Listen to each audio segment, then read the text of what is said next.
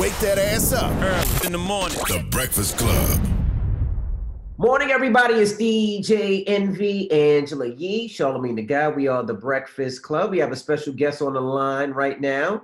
She's running for New Jersey's 6th congressional district. Amani, I don't want to pronounce your last name because I know I will mess it up. How do you pronounce your last name? It's al-Khatahtbeh. My parents got a little excited when they immigrated here and so had a bunch of extra confidence.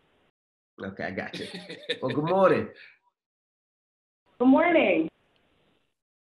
Now, how you feeling? How you feeling? Oh man, it's game day. It's been a long time coming, and we worked really hard to get here. So I'm really excited. I have a huge belief in the people and making their voices heard, and just making sure that we're out there, that they know that we're here and we're not going anywhere. Now, for people that don't know, New Jersey 6th congressional district. What is the 6th congressional district? The 6th congressional district is Middlesex and Monmouth County in New Jersey. So at the heart of it is the Rutgers University campus in New Brunswick and a bunch of surrounding towns in the area. Gotcha. Let me ask you a question. You know, politics seems to be so progressive nowadays. So why do you think people, give you pushback for your decision to run if we're so progressive now? I mean, I think honestly, the biggest pushback I get for me running is that I don't look like what you'd expect a typical politician to look like, right? Like I'm first of all, I'm a woman. Second of all, I'm a young woman, and I'm a young Muslim woman at that. I wear a headscarf, and I am very progressive.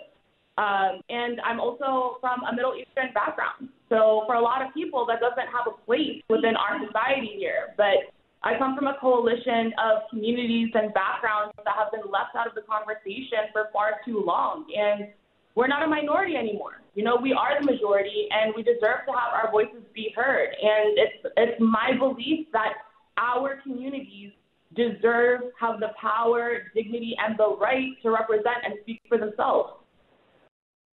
Now, in your district, what are the biggest problems in your district? Because, there's always problems in different districts. What is the biggest problem that we need to change in your district that you're seeing? I think the biggest issues that are happening in our district are the same ones that are really taking the entire nation by storm right now. Like in New Jersey, it has been the second highest state in the country to get hit by the coronavirus right after New York City. That might be changing now with the second wave that we're witnessing. But I think that Medicare for all, healthcare for everybody is a right that we should all really fight for. My mom contracted coronavirus the same week that we announced my campaign. And that was really difficult to deal with, and the emotional, financial burden that it placed on my family, a lower income minority family ourselves. That is exactly what has been faced by so many other families, not only across our state, but also across the nation. And really, I'm running because it's necessary for us to put people first, working families and people first. And I'm going up against an incumbent that was literally elected when I was born and has been in office for my entire lifetime, occupying the same seat. So, it's really time for us to bring on new leadership, especially for this new level of progress that we're seeking for the country. And they already trying to stop you. You've already experienced voter suppression. Like you're the only candidate in the race that is separated in an entirely separate section on the ballot. Like how do you combat that, and how can we as voters combat that? Yo, isn't that crazy? I have the ballot right here. It's like literally every single person on the ballot is in the first two columns, and then my name is the sole name on the entire page that's separated to the opposite side of the sheet. Why did they do that, and how? Yeah, you saw that, right? Yeah, how did they do that? Like how did they just do that? I'm confused. This is a tactic, and only New Jersey is the only state in the country that does this, where they intentionally fill in extra blanks because it's a way of suppressing our votes. They want to kind of alienate certain candidates and certain communities from even being able to engage in the democratic process. And you can imagine how hard that is already for communities that are disenfranchised, you know, for them to have to then go look for my name in what they call ballot Siberia out here.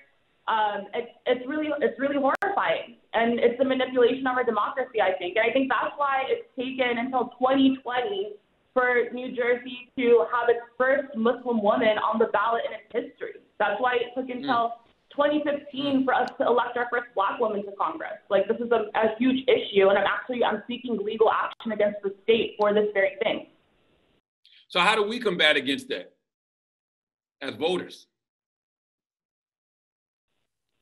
I mean, they're going to try to throw every curveball at us to try to stop us from having our votes being counted. And it's really on us, the people, to be able to, defy that, truly. And right now in New Jersey, this is the first time, and might be the only time, God willing, like in history, that our primaries entirely vote by mail. So like every single household that's registered to vote in the country is receiving a ballot straight to their house. So it's making it the easiest it's ever been for our communities to partake and vote and have their voices be heard. But we have to surpass things like this, you know, like the different levels of voter suppression that they're trying to use on us. Because, this is something I've experienced myself, you know, like growing up as a Muslim girl post 9/11, I felt extremely disillusioned by our democratic system. Like, I questioned whether my vote even counts or whether it even matters if I vote or not. And I found that they're literally banking on that. You know, like they're hoping that we feel like our voices don't matter and that our votes don't count, because they know that if we do start voting and if we do really make sure that we're heard in that process, they lose all their power. And they're trying to do anything they can to stop that, just like separating me on the ballot. Amani, when did you want to jump into politics? What was the term for you to say, this is something I need to jump into and this is something I want to represent for my people? Honestly, I come from a community that's been screwed over my entire life, you know, and right now we're in this historic moment, this crossroads, where so many intersections of movements are colliding with one another, and I don't think it's a coincidence. You know, the fact that we're in a Trump era, the fact that we're facing the first global pandemic in modern history, and that right now the civil rights movement of our generation is unfolding right before our eyes. And our kids, our grandkids, future generations, they're going to ask us, like, where were we in 2020? What were we doing? What position were we playing? And I, like many people, I want to be proud of the answer that I have for my kids. So if I have the resources, if I'm able to step up and fight on behalf of our communities, then that's exactly where I'll be. Tell us about MuslimGirl.com a little bit. Yeah, so MuslimGirl.com is I actually launched it when I was a teenager here, when I was attending high school in New Jersey. And I launched it in large part because of these very reasons. You know, like growing up in Jersey as a Muslim girl post 9/11, I felt I was in a very homogenous suburb and couldn't find any other people that were quite like me. So I decided to go online and create a space for us to have the conversations that matter to our lives and our experiences that we were going through. And it's something that it grew up with me, and it grew up with my friends, and it ended up growing into becoming the first Muslim company on the Forbes 30 under 30 list. And in that way, we've been able to forge so many partnerships with mainstream media outlets, you know, platforms like Teen Vogue to MTV and beyond, that really have allowed us to rebrand the image of Muslim women and Islam for people to be able to understand. You know, like for Muslim women, we're always told that we're oppressed, and society wants to say that we're voiceless and we don't have a say for ourselves.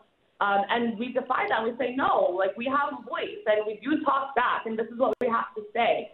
And it's been because of the impact of Muslim Girl, you know, like reclaiming that narrative to allow us to speak on our own terms and remain authentic to our experiences, that I see what the power is in us stepping up and being able to represent ourselves. And I think that we absolutely need more representation in politics. All right. You know, before you go, because I know you're busy. If you want people to come out and vote for you, tell them why they should come vote for Amani. Why should they come out and vote for you? Listen, I come from this community. I grew up here. I was a student here. I'm literally from the most marginalized and underrepresented groups that are from our district. So I know firsthand what it feels like to be impacted by these policies. You know, like my family ran a family-owned business, like the typical immigrant story, like an electronics store out of our district for the past 2 decades. And that was the only way that was our only source of income my entire life. And that was the only way that my parents were able to actualize their immigrant dream of putting me and my brothers through school. So I know how these policies play out in the everyday lives of the people that this system was not meant for. And I think that right now we're in a moment where we recognize that and we're stepping up and we're saying, no, we have a place here too. And people can't ignore us anymore. They have to listen to us. So I'm fighting for our community to have a seat at the table and for us to have a fighting chance at making progress happen and for us to put us, the people, first, above the corporate interests, above the politics and all this bullshit. We really have to get down to the bottom of what matters the most right now. And if we can all experience a pandemic together and without it realigning our entire society's priorities, then that's the only way we'll come out of this as a failure. But I think this is the opportunity for us to really reshift that and help us usher in a new chapter. All right. Well, go out there and vote today, New Jersey. Amani, we appreciate you for checking in, and good luck. Head out there and vote, vote, vote, vote, vote. Make sure you look for her name because they're doing some trickery out there. So yes, look for her name, Amani. We appreciate you. It's the last day. As long as you postmark your ballot by today, they have to count it. So don't let them steal your vote. All right. Well, Amani, thank you for checking in. We appreciate you. Thank you for having me. All right. It's the Breakfast Club. Good morning.